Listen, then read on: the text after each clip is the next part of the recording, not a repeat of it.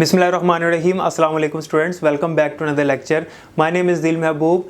आज की 10th class की लेक्चर सीरीज़ में जो हम टॉपिक डिस्कस करेंगे उसका नाम है test and debug the program. हम लोग पढ़े थे प्रॉब्लम सॉल्विंग मेथड कि हम जो प्रॉब्लम सॉल्व करते हैं उसका मेथड क्या है, उसका प्रोसीजर क्या है। तो हमने 5 स्टेप्स पढ़ लिए हैं लास्ट 2 लेक्चर्स में। आज हम जो 6th स्टेप है वो डिटेल से देखेंगे। ये प्रॉब्लम सॉल्विंग मैंने आपको बताया था एक लॉन्ग क्वेश्चन है। इसके अंदर जो स्टेप नंबर 6 है हमारा, ये अलग से लॉन्ग क्वेश्चन है। मतलब एक लॉन्ग के अंदर एक सब लॉन्ग क्वेश्चन बनता है, वो हमारा ये वाला है। और ये एक इम्पोर्टेंट लॉन्ग क्वेश्चन है और बोर्ड में कई दफ़ा आ चुका है चैप्टर नंबर 1 से। एरर्स और उसकी टाइप्स वाला जो हमारा टॉपिक नंबर आर्टिकल नंबर 1.2.6 है, यानी कि 6वां स्टेप है प्रॉब्लम सॉल्विंग मेथड का। ये भी इम्पोर्टेंट क्वेश्चन है। ये क्वेश्चन ना सिर्फ लॉन्ग के लिए बल्कि शॉर्ट के लिए और इसके अलावा एमसीक्यूज़ के लिए भी इम्पोर्टेंट है। बहुत इंपॉर्टेंट टॉपिक है और नहायत ही आसान है। समझ आ गई आपको तो बहुत ही आसान है। इसको पढ़ाने के दौरान ही मैं आपको भी इसके अंदर बहुत सारे एमसीक्यूज़ भी बता देता हूँ, तो ध्यान से समझिएगा। हमने लास्ट लेक्चर में पढ़ा था कि हम प्रॉब्लम सॉल्व कर रहे हैं और उसमें हमने किस तरह से एल्गोरिदम बनाया, उसकी डिस्क चेकिंग की, फ्लो चार्ट बनाया। फ्लो चार्ट को देखते हुए अगला हमने काम किया कोडिंग का। प्रोग्राम बन गया, सॉफ्टवेयर बन गया। मैंने आपको बताया था सॉफ्टवेयर बन गया, लेकिन अभी तक हमारा प्रॉब्लम सॉल्विंग मेथड कंप्लीट नहीं हुआ। देखें, जब हम कोई चीज़ बना लेते हैं ना और हमने किसी को दिखानी होती है या हमने उसको मार्केट में लॉन्च करना होता है, तो हम उस चीज़ को पहले खुद टेस्ट करते हैं, क्या ये चीज़ सही भी है या नहीं। उसको टेस्ट करना ज़रूरी है। अगर वो चीज़ सही नहीं है तो मार्केट में जो है वो हमारी बेइज्जती हो सकती है और हमारी चीज़ की वैल्यू ख़राब हो सकती है। तो कोई भी चीज़ हम बनाते हैं उसको खुद टेस्ट करना ज़रूरी है।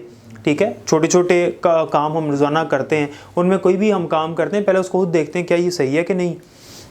तो जब हम कोडिंग कर लेते हैं, सॉफ्टवेयर बना लेते हैं, तो उसको टेस्ट करते हैं। ये काम अगला हम करते हैं स्टेप नंबर 6 में।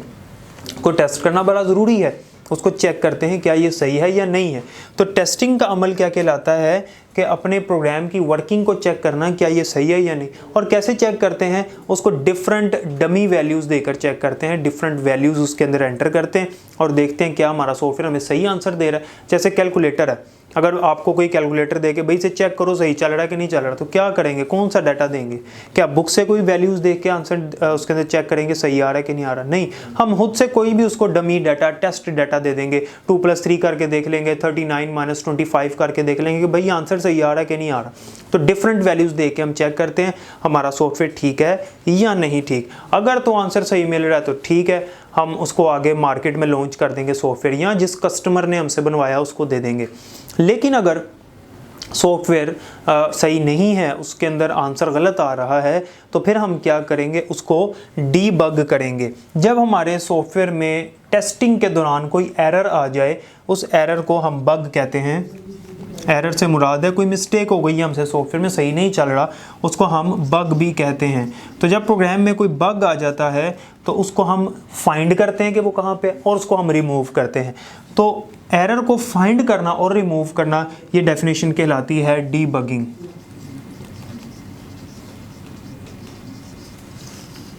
Debugging is the process of finding and removing errors in the program में जो एरर्स आए हैं जिसकी वजह से सॉफ्टवेयर हमारा सही नहीं चल रहा, तो उसको फाइंड करना एरर को और रिमूव करना, ये अमल कहलाता है डिबगिंग का।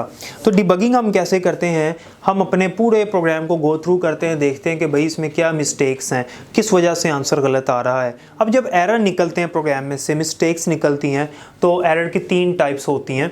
3 तरह के एरर्स, 3 तरह की मिस्टेक्स हो सकती हैं हमसे प्रोग्रामिंग के दौरान। Number 1, syntax error. सबसे पहला जो एरर आ सकता है हमारे पास वो है सिंटैक्स एरर। सिंटैक्स एरर समझने के लिए आपको सिंटैक्स का पता होना चाहिए कि व्हाट इज सिंटैक्स। सिंटैक्स कहते हैं the grammatical rules for writing the program in any kind of programming language is called syntax of that language. कि किसी भी प्रोग्रामिंग लैंग्वेज में प्रोग्राम को लिखने के जो असूल हैं, रूल्स एंड रेगुलेशंस हैं, उनको हम सिंटैक्स कहते हैं। जैसे मैं उर्दू बोल रहा हूँ और इसके कुछ असूल हैं, इसके कुछ रूल्स हैं, और इन रूल्स को फॉलो करते हुए मैं उर्दू बोल रहा हूँ, तो आपको समझ भी आ रही है। इसी तरह से जब इंग्लिश बोलूँगा या इंग्लिश लिखूँगा, या आप लोग इंग्लिश सीखते हैं, उसके रूल्स सीखते हैं, रूल्स गलत होंगे, इंग्लिश गलत हो जाएगी। ये बात मैंने आपको 9th क्लास में भी बताई थी 9th क्लास के लेक्चर्स में चैप्टर नंबर 1 में भी सिंटैक्स के बारे में मैंने आपको डिटेल दी थी। तो यहाँ पे इसकी डेफिनेशन इंपॉर्टेंट है सिंटैक्स की, आई हुआ बोर्ड में, एक बोल्ड डेफिनेशन है, ठीक है। तो सिंटैक्स क्या होता है कि प्रोग्रामिंग लैंग्वेज में प्रोग्राम लिखने का असूल, उसका रूल, उसे हम सिंटैक्स कहते हैं। तो सिंटैक्स में अगर हमने गलती कर दी तो सिंटैक्स एरर आ जाएगा। फॉर एग्जांपल एक लैंग्वेज है, उसका रूल है कि भाई आपने लिखना है प्रिंट, एक स्टेटमेंट है एक लैंग्वेज में, जो हम इस कोर्स में लैंग्वेज पढ़ेंगे बेसिक लैंग्वेज, उसमें रूल है कि आपने लिखना है प्रिंट। तो अगर मैं ये रूल ही गलत कर देता हूँ, मतलब मैं स्पेलिंग गलत कर देता हूँ प्रिंट के, तो अब जो एरर आएगा वो सिंटैक्स एरर होगा। आपको पता है रूल 2 नंबरों को प्लस करने का क्या है कि पहले आप पहला नंबर लिखें, उसके बाद दरमियान में प्लस लगाएं और दूसरा नंबर लिख दें, ये रूल है। अगर हम इनकी जगह चेंज कर देंगे, प्लस आगे या पीछे लगा देंगे, रूल गलत हो जाएगा। यानी अगर मैंने करना है 2 + 3 तो 2 + 3 इस तरह से लिखूंगा। अगर मैं +2 3 लिख दूं तो ये तो रूल के खिलाफ है, ऐसा तो कोई रूल है ही नहीं, ये तो सिंटैक्स के खिलाफ वर्जी है। तो ये जो एरर आ जाएगा लैंग्वेज में, ये सिंटैक्स एरर होता है। तो सिंटैक्स एरर क्या है कि जब हम सिंटैक्स गलत लिखते हैं तो फिर सिंटैक्स एरर आता है। नंबर 2 पे हमारे पास जो एरर आ सकता है वो है run time error. Run time error ऐसा एरर होता है जब हम प्रोग्राम में कोई ऐसा ऑपरेशन परफॉर्म करने के लिए कहते हैं कंप्यूटर को जो कि हो ही नहीं सकता, इलीगल है, जो कि एग्जिस्ट ही नहीं करता। ऐसा काम हम उसे कहते हैं जिसका आंसर एग्जिस्ट ही नहीं करता, जिसका सोल्यूशन है ही नहीं, कंप्यूटर उसको सोल्व ही नहीं कर सकता। ऐसे काम को हम क्या कहते हैं, रन टाइम एरर कहते हैं। फिर जो एरर आएगा वो रन टाइम एरर होगा। फॉर एग्जाम्पल अगर हम किसी नंबर को 0 से डिवाइड कर दें तो ऐसा काम नहीं हो सकता। ज़ीरो को अगर हम किसी नंबर को अगर हम 0 से डिवाइड करें तो वो अनडिफाइंड होता है, उसका कोई आंसर नहीं आता। आप कैलकुलेटर पे भी करें उसका मैथ एरर आ जाएगा। तो ऐसा काम अगर हमने प्रोग्राम में कह दिया, सिंटैक्स बिल्कुल ठीक है, गलती कोई नहीं हमसे हुई, सिंटैक्स में रूल्स बिल्कुल ठीक है, लेकिन काम ऐसा कह दिया जो कि सोल्व ही नहीं हो सकता। तो अब जो एरर आएगा वो रन टाइम एरर होगा। तो रन टाइम एरर आने से प्रोग्राम हमारा क्रैश हो जाता है, रुक जाता है, एग्जीक्यूट ही नहीं होता, प्रोसेस ही नहीं होता, उधर ही रुक जाता है, प्रोग्राम ही नहीं चलेगा, सॉफ्टवेयर ही रन नहीं होगा, हमें उसको रिमूव करना पड़ेगा पहले, फिर वो रन होगा। तो इसलिए रन टाइम एरर जो है इसे रिमूव करना पहले ज़रूरी है। सिंटैक्स एरर को भी रिमूव करना ज़रूरी होता है, वरना प्रोग्राम नहीं चलता। नंबर 3 पे जो हमारा एरर है वो है लॉजिकल एरर। लॉजिकल एरर ऐसा एरर होता है जो कि फाइंड करना सबसे डिफ़िकल्ट होता है। लॉजिकल एरर में कुछ MCQs हैं, मैं आपको बताता हूँ, बोर्ड में आए भी हुए हैं और इम्पोर्टेंट भी हैं, याद रखना है। और यही MCQs, यही जो सेंटेंसेस जो मैं बोल रहा हूँ ये आपने डेफिनेशन में भी ऐड करने हैं। लॉजिकल एरर ऐसा एरर होता है which is very difficult to find और ट्रैक। लॉजिकल एरर को फाइंड करना और ट्रैक करना बड़ा डिफ़िकल्ट होता है, ठीक है। दूसरी बात कि लॉजिकल एरर को हमारा जो कंपाइलर है या हमारा जो सॉफ्टवेयर है जिसमें हमारा सॉफ्टवेयर जिस प्रोग्राम में चल रहा है, यानी जिस ट्रांसलेटर से एग्जीक्यूट हो रहा है, जो ट्रांसलेटर हमारे सॉफ्टवेयर को चला रहा है वो इसको डिटेक्ट ही नहीं करता, उसे पता नहीं लगता कि एरर है कि नहीं है। सिंटैक्स एरर वो बता देता है, रन टाइम एरर भी वो बता देता है कि है, प्रोग्राम नहीं चलता, लेकिन इसमें हमारा प्रोग्राम चल जाता है। एरर है, गलती है, लेकिन उसने डिटेक्ट नहीं किया। The compiler or interpreter does not detect any logical error। किसी भी लॉजिकल एरर को वो डिटेक्ट करता ही नहीं, क्योंकि ये ऐसा एरर है जो कि कंप्यूटर को लगता है ठीक है, लेकिन हमारे लिए एरर होता है, ठीक है। एक और तीसरा MCQ जो इसमें है कि which of the following error gives wrong output। कौन सा एरर है जो आउटपुट गलत देता है। अब प्रोग्राम हमारा चल गया सारा, हमें कैसे पता लगा प्रोग्राम में एरर है, आंसर हमें सही नहीं मिलेगा, आंसर गलत मिलेगा। मैंने सॉफ्टवेयर चलाया, मुझे 5 आंसर मिलना चाहिए था, 6 मिल रहा है, तो क्या आंसर है इसका, लॉजिकल एरर आंसर इसका। सिंटैक्स आंसर नहीं है, सिंटैक्स एरर आंसर नहीं है, रन टाइम एरर आंसर नहीं, लॉजिकल एरर आंसर है। फॉर एग्जांपल, इसकी एग्जांपल देता हूँ तो बात ज़्यादा वाज़ेह हो जाएगी।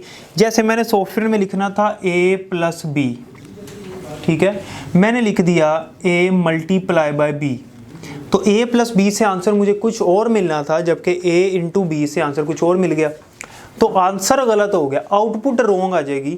सॉफ्टवेयर उसे तो, कंप्यूटर को तो नहीं पता कि भाई इसने प्लस लिखना था, उसके लिए तो मल्टीप्लाई लिखा हुआ उसने कह दिया, ठीक है, लेकिन जब वो आउटपुट मिलेगी तो हमें गलत मिलेगी, हम कहेंगे यार सॉफ्टवेयर में कहीं एरर है, फिर हम जब इसको ढूंढेंगे तो बड़ा मुश्किल होगा। तो याद रखना है कि the logical error is very difficult to find और ट्रैक। क्यों मुश्किल है, इसको तो हमारा ट्रांसलेटर बता देता है एरर है, ये भी बता देता है किस लाइन पे है, हम उस लाइन से जाके रिमूव कर लेते हैं। इसमें भी बता देता है, इसमें वो बताता ही नहीं एरर है और किस लाइन पे है, उसे डिटेक्ट ही नहीं करता। हमें खुद ही ढूंढना पड़ता है, खुद ही अपने बलबूते पे उसको ढूंढना पड़ता है, उसको ट्रैक करना पड़ता है और डीबग करना पड़ता है कहाँ पे। तो लॉजिकल एरर ऐसा एरर होता है जब हम रॉन्ग लॉजिक लिख दें। लॉजिकल एरर कब आता है? जब हम प्रोग्राम में रॉन्ग लॉजिक लिखें। जैसे मैंने a+b करना था, मैंने a/b कर दिया, ठीक है, या मैंने a/b करना था, मैंने b/a कर दिया, आंसर बदल जाएगा।